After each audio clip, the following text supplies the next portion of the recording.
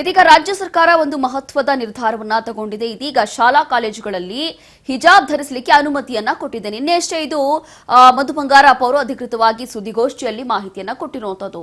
ಶಾಲೆ ಮತ್ತೆ ಕಾಲೇಜುಗಳಲ್ಲಿ ಹಿಜಾಬ್ ನಿಷೇಧ ಏನಿತ್ತು ಇದೀಗ ರದ್ದಾಗ್ತಾ ಇದೆ. ಶೈಕ್ಷಣಿಕ ಚಟುವಟಿಕೆಗಳಿಗೆ ವಸ್ತ್ರ ಸಂಹಿತೆ ಇರೋದಿಲ್ಲ. ಹಿಜಾಬ್ ನಿಷೇಧ ರದ್ದುಗೊಳಿಸಿ ಸರ್ಕಾರ ಈಗ ಆದೇಶವನ್ನ ಕೊಟ್ಟಿದೆ. ವಸ್ತ್ರ ಸಂಹಿತೆ ಇಲ್ಲ ಅಂತ ಹೇಳಿ ಶಿಕ್ಷಣ ಸಚಿವ ಮಧು ಬಂಗಾರಪ್ಪ ಮಾಹಿತಿ ಕೊಟ್ಟಿದ್ದಾರೆ. ಸೀಮಿತ ಸಾಂಪ್ರದಾಯಿಕ ಉಡುಪು ಧರಿಸಲು ಅನುಮತಿಯನ್ನ ಕೊಟ್ಟಿದ್ದಾರೆ. ಹಿಜಾಬ್, ಪೇಟಾ, ಜನಿವಾರ ಧರಿಸಲು ಗ್ರೀನ್ ಸಿಗ್ನಲ್ ಸಿಕ್ಕಿದೆ. 2022ರ ಹಿಜಾಬ್ ಆದೇಶ ರದ್ದುಪಡಿಸಿದಂತ ರಾಜ್ಯ ಸರ್ಕಾರ ಸಮವಸ್ತ್ರಕ್ಕೆ ಧಕ್ಕೆಯಾಗದಂತೆ ಸಾಂಪ್ರದಾಯಿಕವಾಗಿ ಉಡುಪನ್ನ ಧರಿಸಬಹುದು. ಇದು ಯೂನಿಫಾರ್ಮ್ಗೆ ಅಡ್ಡಿ ಆಗಬಾರ್ದು.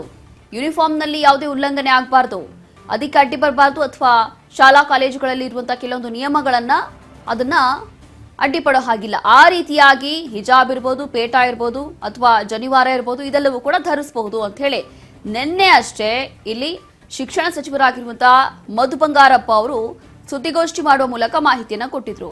ಅದಾದ ನಂತರ 2022ರಲ್ಲಿ ಏನು ದೊಡ್ಡ ಮಟ್ಟದಲ್ಲಿ ಗಲಾಟೆ ಆಗಿತ್ತು. ಇಡೀ ರಾಜ್ಯದಲ್ಲಿ ಈ ಒಂದು ಪ್ರಕರಣ ಸದ್ದು ಮಾಡಿತ್ತು.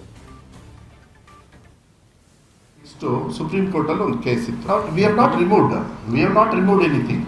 ಈಗ ಜನಿವಾರ ತೆಗೆಯೋದು ಮತ್ತೆ ನಿಮಗೆ ಪೇಟ ತಗ್ಸೋದು ಅದೆಲ್ಲ ನಾಟ್ ಅಲೌಡ್. ಅದರೊಳಗೆ ಕ್ಲಿಯರ್ ಆಗಿ ಸ್ಪೆಸಿಫಿಕ್ ಆಗಿ ಬರ್ತಿದೆ. ಎಲ್ಲ ಅವ್ರದ್ದು ಏನು ಟ್ರೆಡಿಷನ್ ಇದೆ ಆ ಟ್ರೆಡಿಷನ್ ಅಲ್ಲಿ ಪ್ರಾಕ್ಟೀಸ್ ಟ್ರೆಡಿಷನ್ ಅಲ್ಲಿ ಬರ್ತಕ್ಕಂಥ ವ್ಯವಸ್ಥೆನ ನಾವು ತಂದಿದ್ದೀವಿ.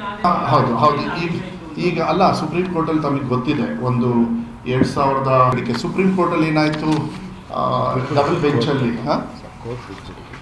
22 ಆದೇಶ ಏನಿದೆ, ಓಕೆ 22 ಆದೇಶ ಸರ್ಕಾರದ ಏನಿದೆ ವಿ ಹ್ಯಾವ್ ವಿತ್ಡ್ರಾನ್. ಏನು ಯಾವಾಗಲೂ ಅಷ್ಟೇ, ದಯವಿಟ್ಟು ನಾನು ಮಾಧ್ಯಮದಲ್ಲಿ ಮನವಿಯನ್ನು ಮಾಡಲಿಕ್ಕೆ ಇಷ್ಟಪಡ್ತೀನಿ.